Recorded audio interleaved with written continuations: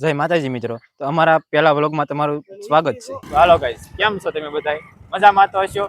તો અમે આજે રૂપાવટી દાદાએ જવાના છે દર્શન કરવા. તો હું તમને ના રૂપાવટી દાદાના દર્શન કરાવીશ બધાને. અને જો આપણે સિદ્ધાર્થભાઈ ગાડી આપે છે અને પાછળ અર્ચન રૂપાવટી દાદાએ તમને પણ અમારા દાદાના દર્શન કરાવીશું.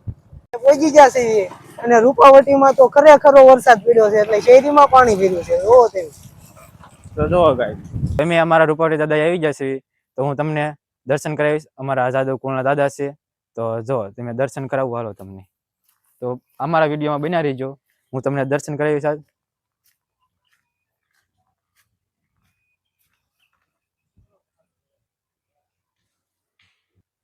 દીવાબત્તી કરે છે અને આ રૂપાવટી દાદા છે આપણા. તો તમે અહીંયા આવી શકો છો બધા દર્શન કરવા.